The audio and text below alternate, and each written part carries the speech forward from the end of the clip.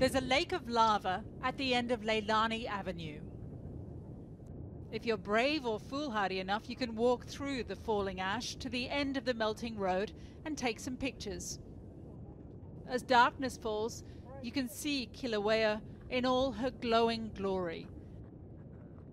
She shoots red-hot lava in fountains into the air from vents newly formed on the surface. All around, she forces fissures open, more than 20 now, to send ripples of molten rock into the streets and over the houses of those who built on her rocky slopes.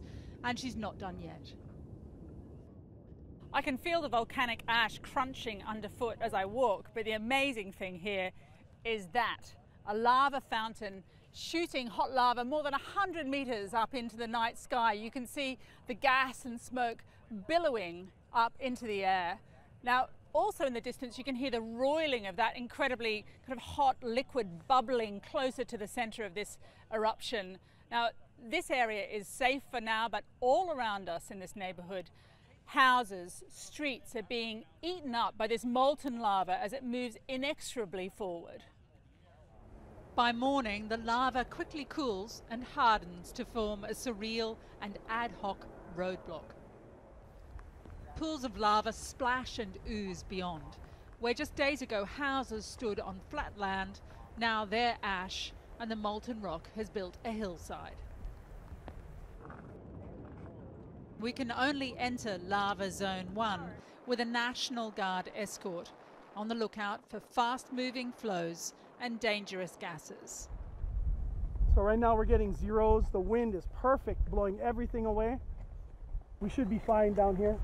What about the residents at the moment in terms of alerting them, evacuating them? Certain streets have been mandatorily evacuated last night. The firefighters and police went door to door to clear out certain blocks that were affected. But as of now, affected means lava's rolling down their street. Lava's rolling down their street or their neighboring street, and they want them out in time. We drive into the housing subdivision called Leilani Gardens. It's lush and remote. Many live here off the grid, drawn by land prices more affordable than anywhere else in Hawaii. But among the palms and hibiscus, there are now fiery red blooms laying waste to those dreams of paradise. So this pretty blue clapboard house is on Luana Street here in Leilani Estates. It used to be in the middle of the street. Now it's at the end of the street because look what's rolled in. It's only come in the last few days, the last 3 days. You can feel the heat of it. And as far as the eye can see, there's a shimmering haze. And you can, in some places, still see flames. And off in the distance, you can hear a sound like a flowing river, but that's actually flowing lava. The extraordinary thing is to see this level of destruction, burnt out trees, smoke, haze, and these houses still standing just meters away. I never think it would come to Leilani Estates because how the mountain is, but nobody ever thought it'd come from underground too. Outside the evacuation zone at a locally run relief centre, we meet Darnell. His house is still standing, but the conditions are too intense for him to stay there.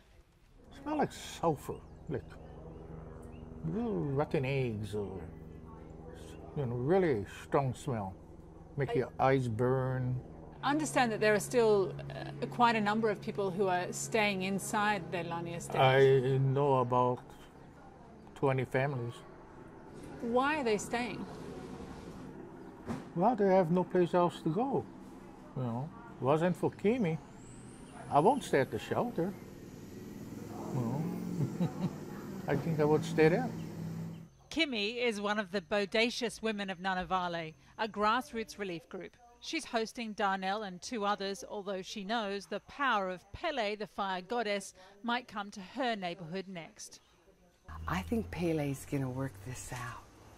Work it out how, though? For a little while. Just let off her steam. She's got a lot to vent, and of course I don't know how all that works, but I'm fascinated by it, and I'm hopeful, and it doesn't hurt to say prayers. I'm very familiar with that volcano and Tutu Pele.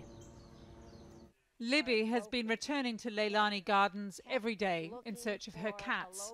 Her house was among the first lost to the lava. The lava's 12 feet high, in places, is gone. It was a precious house. It was made with cedar. She tells me of the small treasures also lost, artifacts of many years living on the island she adopted as her home. I'm so lucky. I grew up a military brat. You don't have a home. And you don't have ohana the way we have here, family. We're all family. It's not about bloodlines.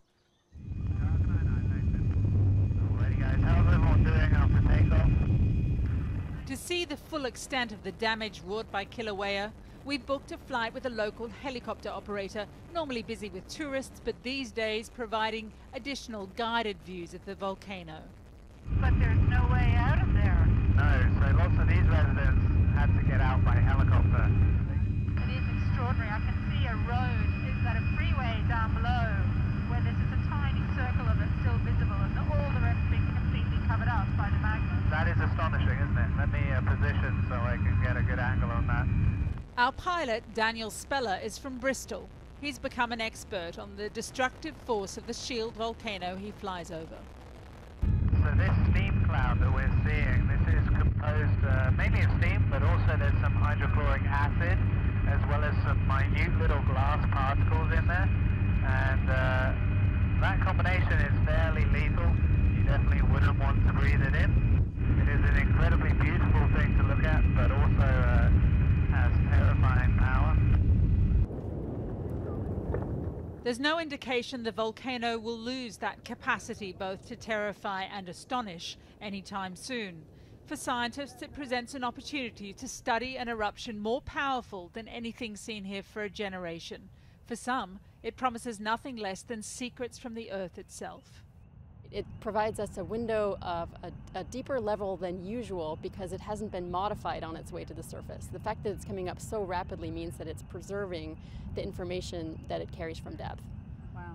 I get the sense, talking to other scientists here tonight, that there is a real sort of sense of giddy excitement almost. Oh, I'm super excited. I mean, I've been waiting since the early 70s to see a fountain, honestly.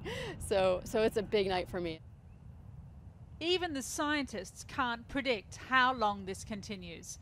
Already the volcano has reshaped the contours of the island and changed forever the future of those who live in Kilauea's shadow.